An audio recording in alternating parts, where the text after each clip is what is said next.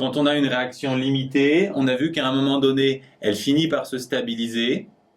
Et on peut alors démontrer que le quotient qu'on obtient en prenant les concentrations des produits et en les multipliant et en faisant de même avec les concentrations des réactifs en bas, se stabilise lui aussi. Ce qui signifie qu'à ce moment-là, l'équilibre est atteint et ce quotient vaut alors ce qu'on appelle K, la constante d'équilibre. Les concentrations, à ce moment-là, sont dites concentrations à l'équilibre.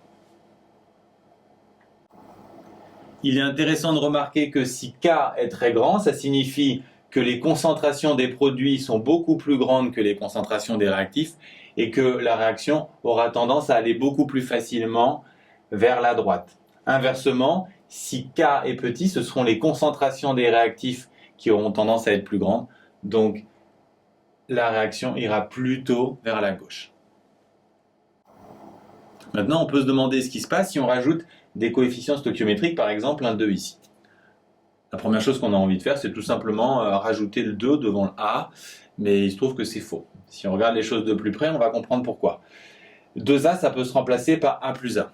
Si on applique la règle précédente, quand on écrit la constante d'équilibre, on va noter en haut les concentrations des produits et en bas les concentrations des réactifs. Puisqu'on a 2 fois A, ça implique que finalement on aura A au carré.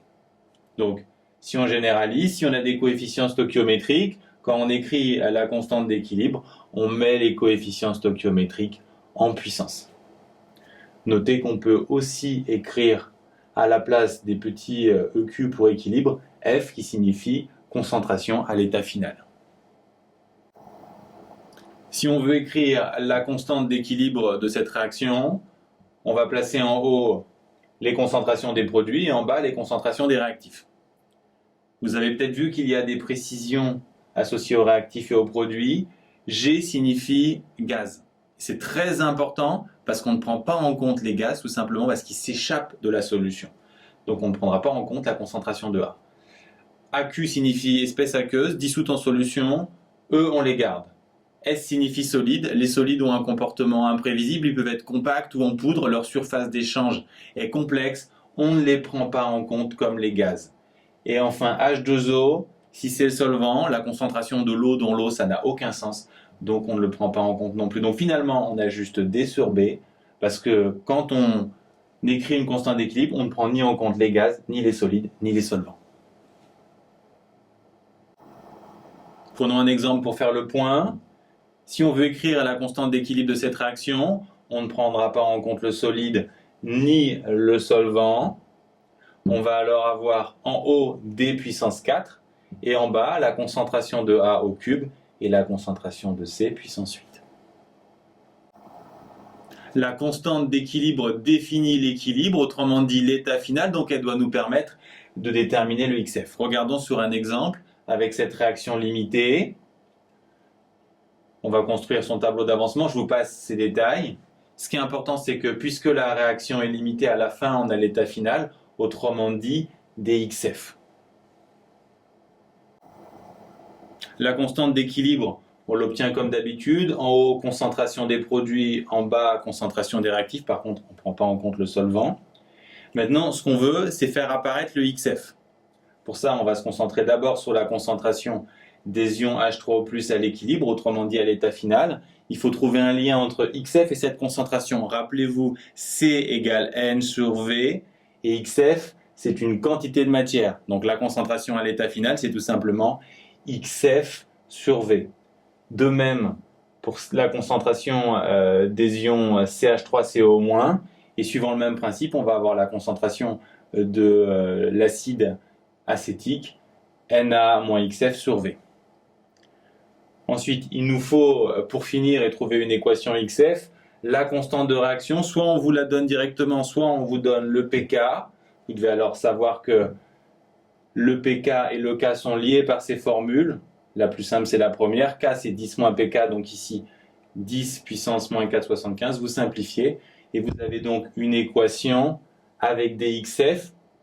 Puisque vous connaissez Na et V, théoriquement, vous pouvez trouver XF. Mais en pratique, ces équations sont trop compliquées, donc on aura une méthode plus directe pour trouver le XF.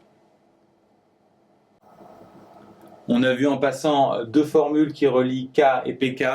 Il serait important de savoir jongler de l'une à l'autre dans la suite du chapitre. Donc regardons comment passer de la première à la deuxième. Pour ça, il faut connaître le principe de base des logarithmes. Logarithme de 10 puissance 3, c'est 3, puisque le logarithme extrait les puissances de 10.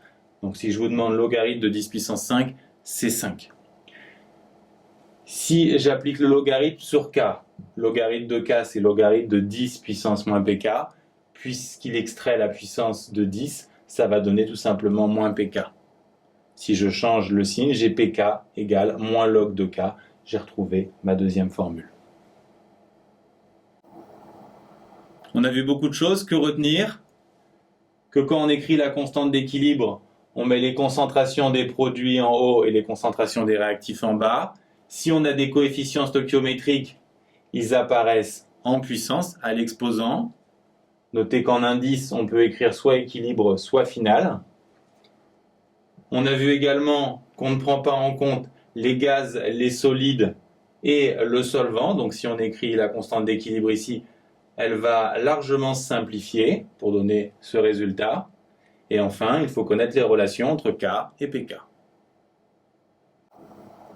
Par contre, on a vu que si le K permet théoriquement de déterminer le XF, il permet de le trouver par des équations qui sont très compliquées. On va voir comment le trouver plus simplement dans la vidéo suivante.